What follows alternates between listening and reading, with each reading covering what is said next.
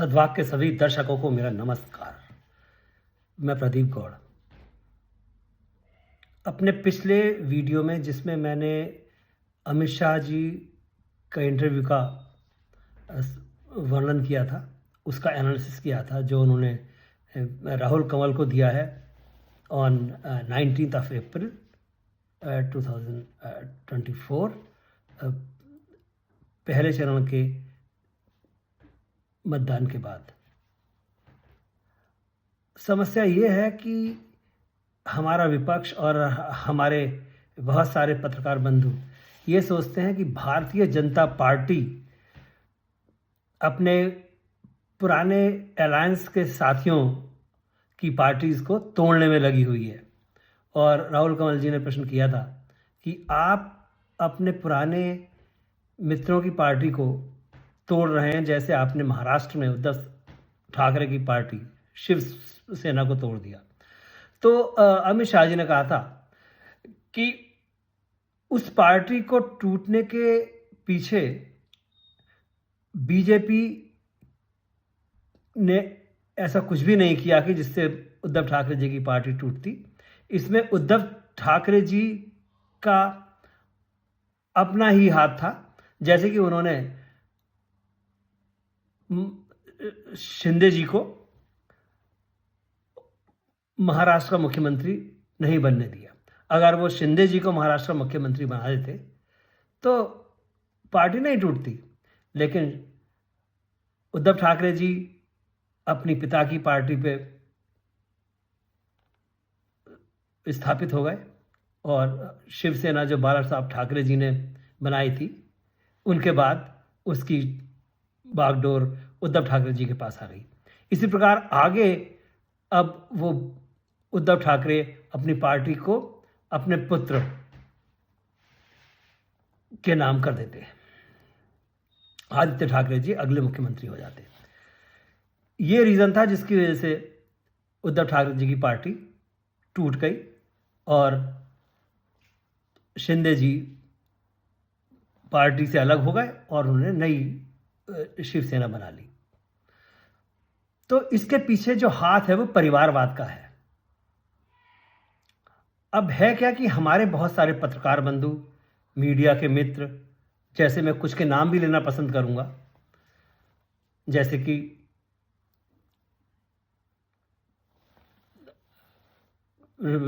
अजीत अंजुम जी हैं, या रवीश कुमार जी हैं, या बरखा दत्त जी हैं, या राजदीप सरदेसाई, ये सब लोग परिवारवाद को या तो समझना चाहते नहीं है या वो उसे जानते नहीं है। लेकिन ये बात मानने को मैं तैयार नहीं हूं कि वो परिवारवाद को समझते नहीं है। वो परिवारवाद को जानते हैं, लेकिन क्योंकि उसका आक्षेप उनके अपने प्रिय दलों पर लग जाता है, जैसे ये सभी लोग जिनके मैंने नाम लिए, ये सब पत्रकार बंधु एंटी बीजेपी, एंटी आरएसएस है और ये सपोर्ट करते हैं कांग्रेस को, ये सपोर्ट करते हैं समाजवादी पार्टी को, ये सपोर्ट करते हैं उद्धव ठाकरे की पार्टी को जब से वो बीजेपी से अलग हुई है, ये सपोर्ट करते हैं अकाली दल को जब से वो बीजेपी से अलग हुआ है, ये सपोर्ट करते हैं किसी भी पार्टी को जो बीजेपी से अलग है, जो बीजेपी के अपोजिशन में है। तो इसलिए अगर वो पार्टी परिवारवादी भी हैं तो ये उस परिवारवाद को भारतीय जनता पार्टी से तुलना करते हुए कहते हैं कि भारतीय जनता पार्टी भी परिवारवादी है। पहली बात तो मैं इनको बता दूं, जो ये खुद जानते हैं उसमें मुझे कोई संदेह नहीं कि ये परिवारवाद की परिभाषा नहीं जानते। परिवारवाद का मतलब होता है जब अगर पिता मुख्यमंत्री है तो उसका बेटा ही मुख्यमंत्री बनेगा, अगर पिता प्रधानमंत्री है या माता प्रधानमंत्री है तो उसका बेटा ही प्रधानमंत्री बनेगा। किसी पार्टी का अध्यक्ष अगर पिता है तो उसका पुत्र या पुत्री ही उस पार्टी के आने वाले अध्यक्ष बनेंगे। यह है परिवारवाद। परिवारवाद ये नहीं है कि अगर किसी पार्टी में कोई राजनीतिक कार्यकर्ता है, आज अगर वो उसका अध्यक्ष है तो उसका बेटा राजनीति नहीं कर सकता, वो राजनीति में आ सकता है। उसका कोई भी बच्चा है, पुत्र है, पुत्री है, वो राजनीति में आ सकते हैं। वो कार्य कर सकते हैं, लेकिन उनका अधिकार उस पार्टी के उच्च पद पर अपने आप इसलिए नहीं हो जाता क्योंकि वो किसी परिवार को बिलोंग करते हैं। जैसे कि एक डॉक्टर है, उसका बच्चा पढ़ेगा लिखेगा, कंपटीशन देगा, मेडिसिन की डिग्री करेगा और उसके बाद वो डॉक्टर बन जाएगा। ये परिवारवाद नहीं है, ये उसने अपने आप को इस योग्य बनाया कि डॉक्टर बनेगा। अगर वो नहीं पढ़ता, नहीं एग्जाम क्लियर करता, एग्जाम पास नहीं करता, वो डॉक्टर नहीं बनता। ऐसे ही अगर कोई इंजीनियर है, उसका बेटा इंजीनियरिंग पढ़ेगा, इंजीनियर बन जाएगा। अगर मैं आईटी में था, मेरे बेटे ने आईटी की पढ़ाई की और अब वो आईटी इंडस्ट्री में काम करता है, तो ये परिवारवाद नहीं है। उसने पढ़ा, अगर वो डिग्री ले लेता, उसने ले ली डिग्री तो वो पढ़ रहा है। मेरी बेटी आईटी इंडस्ट्री में काम करती है क्योंकि उसने डिग्री ली। तो अगर आप अपनी मेहनत से कोई चीज प्राप्त करते हैं तो परिवारवाद की सीमा में नहीं आता। ये परिवारवाद की सीमा में तब आता है जब आप उस प्रमुख पद को पाने के लिए उसके लिए बिल्कुल मेहनत नहीं करते। जैसे पता है कि अगर इंदिरा गांधी प्रधानमंत्री हैं तो राजीव गांधी, संजय गांधी, उनका ऑटोमेटिकली कांग्रेस ने अधिकार दे दिया कि वो प्रधानमंत्री पद को ही प्राप्त करेंगे। इंदिरा गांधी की मृत्यु के बाद प्रधानमंत्री राजीव गांधी को ही बनना है। या फिर अगर राजीव गांधी की मृत्यु हुई तो कांग्रेस पार्टी की ओर से प्रधानमंत्री पद की दावेदारी सोनिया गांधी या उनके बच्चों की ओर ही होगी। वो किसी और को बना दें वो अलग बात है, जैसे सोनिया गांधी ने किया जब उन्होंने नरसिंह राव को प्रधानमंत्री पद को, उस समय स्थिति ऐसी हो गई थी कि उन्हें नरसिंह राव को प्रधानमंत्री पद के लिए आगे बढ़ने देना पड़ा। लेकिन एक स्थिति में जब सोनिया गांधी 2004 में कांग्रेस जीती तो सोनिया गांधी तो प्रधानमंत्री बनने में तैयार थी, लेकिन जब उन्हें लगा कि देश इस बात को स्वीकार नहीं करेगा तो उन्होंने मनमोहन सिंह जी को प्रधानमंत्री पद के लिए नामांकित कर दिया। लेकिन उन्होंने वही किया जो सोनिया गांधी और उनकी टीम करती रही। प्रधानमंत्री कोई भी काम सोनिया गांधी या उनकी टीम के आदेश के अनुसार ही करते थे। तो एक एक्स्ट्रा पार्लियामेंट्री पोजीशन उनकी थी जो भारत के संविधान में कहीं नहीं है। प्रधानमंत्री को किसी से आदेश लेने की जरूरत नहीं है, लेकिन उन्होंने ये सोनिया गांधी और उनके सहयोगियों की टीम ने, जो उनके एडवाइजरी थी, अरुणा राय और 2-3 लोग जो भी उनकी एडवाइजरी में थे, उन लोगों ने असंवैधानिक काम किया और वो प्रधानमंत्री को बताते थे उन्हें क्या करना है, जबकि प्रधानमंत्री केवल कैबिनेट से डिस्कस करके अपने आदेशों को, अपनी पॉलिसीज को इंप्लीमेंट कर सकते थे। यह परिवारवाद है कि सोनिया गांधी किसी पद पर ना रहते हुए भी आदेश करती थी और मनमोहन सिंह उस आदेश के ऊपर चलते थे। राहुल गांधी को अधिकार था कि मनमोहन सिंह के आदेश को उन्होंने फाड़ के फेंक दिया था और उस कानून को मनमोहन सिंह को रद्द करना पड़ा था। यह परिवारवाद है। परिवारवाद यह है कि अगर कांग्रेस सत्ता में आती है तो राहुल गांधी को ही प्रधानमंत्री बनना है। परिवारवाद यह है कि अगर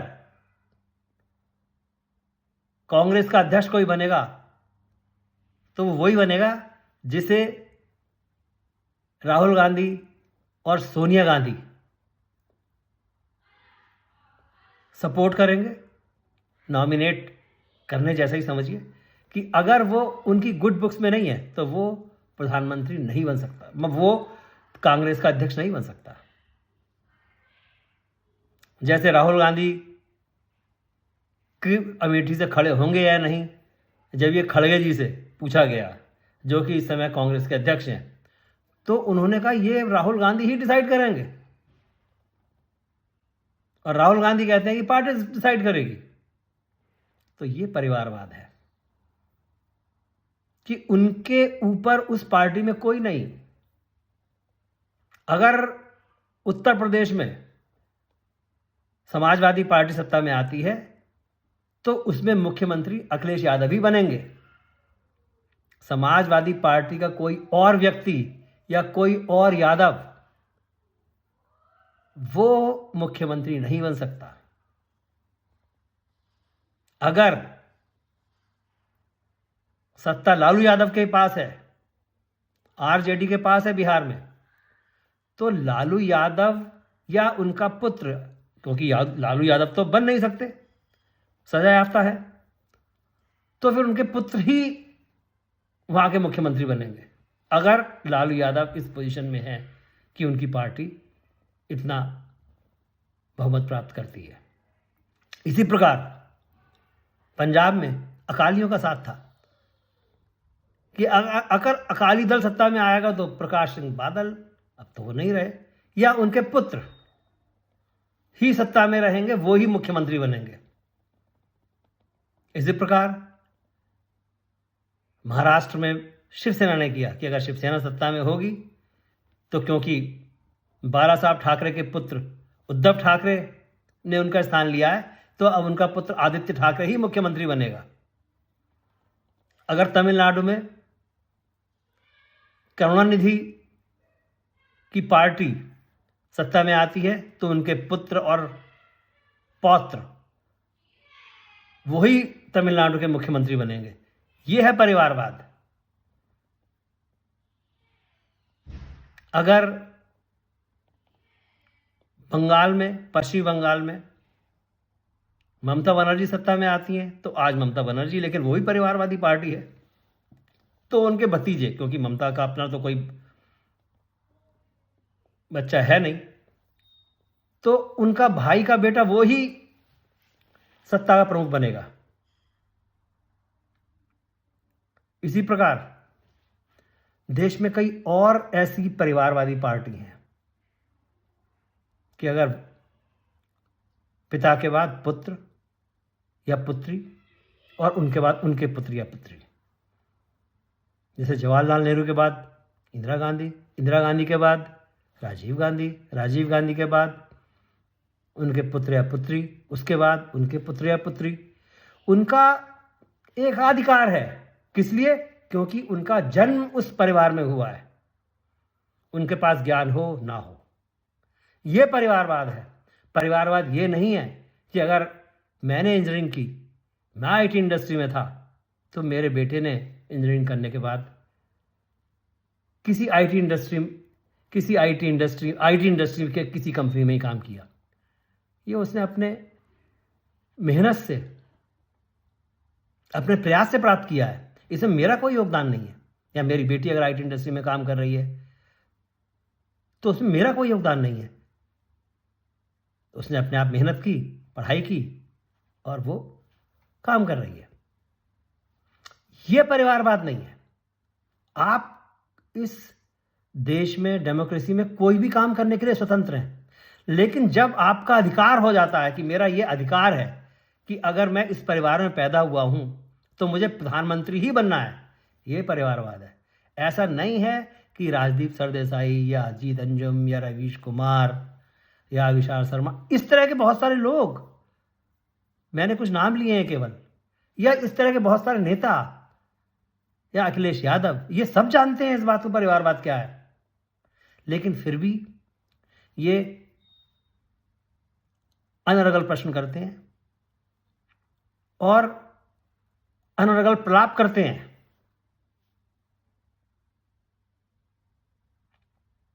इसके ऊपर बेसलेस आर्गुमेंट करते हैं कि बीजेपी के लोग हैं, उसमें भी परिवारवाद है।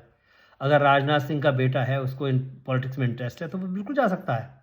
लेकिन अगर राजनाथ सिंह प्रधानमंत्री कल को बने और उनका बेटा कहे क्योंकि मेरे पिता प्रधानमंत्री हैं तो मैं प्रधानमंत्री बनूंगा, यह परिवारवाद है।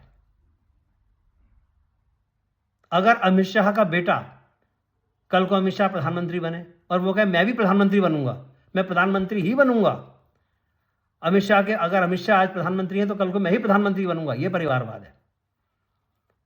अगर अमित शाह पार्टी के अध्यक्ष कभी थे, अब तो नहीं है, तो उनके बाद उनका बेटा ही अध्यक्ष बनता, ये परिवारवाद होता। तो भारतीय जनता पार्टी में परिवारवाद नहीं है।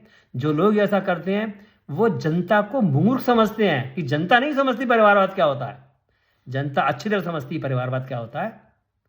और जब आप उसे एक बेसलेस एग्जाम्पल देते हो कि भारतीय जनता पार्टी में परिवारवाद है, तब जनता आपके इस प्रकार के तर्कहीन बातों को सुन के और ज्यादा क्रोधित होती है और रोषित होती है, और उससे आपको लाभ नहीं होता।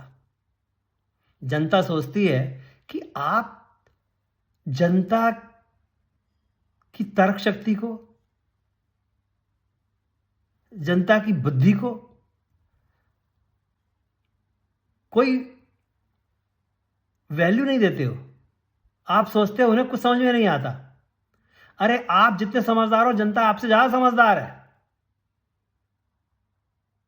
तो आप ये भूल जाओ कि आप समझदार हो और जनता समझदार नहीं है। इसलिए अगर आप उनको गलत तर्क दोगे तो जनता आपको मानेगी और आपकी जो बेसलेस बातें हैं उन पर विश्वास करेगी। नहीं, जनता ऐसा नहीं करने देती, जनता ऐसा ना करेगी। जनता आपको अपने वोट के माध्यम से चोट देती है। आपने 2014 में देखा, 2019 में देखा, और 2024 में आपको फिर वही परिणाम मिलने वाला है। और आगे जब तक मिलता रहेगा, जब तक आप जनता को वो स्थान, वो वैल्यू नहीं देते जो आपको देनी चाहिए। अगर आप जनता को नहीं समझोगे तो जनता आपको नहीं समझेगी। जनता आपको आपका स्थान दिखाती रहेगी। इसलिए मैं विपक्षियों से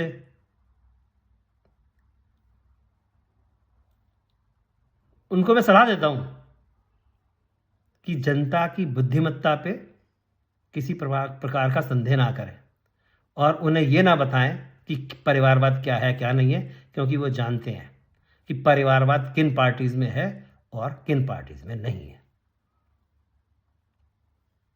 अब मैं अपने दर्शकों से अनुरोध करता हूं कि अगर आपको मेरा ये वीडियो पसंद आया है तो आप इसे लाइक करें और सब्सक्राइब करें। जय हिंद।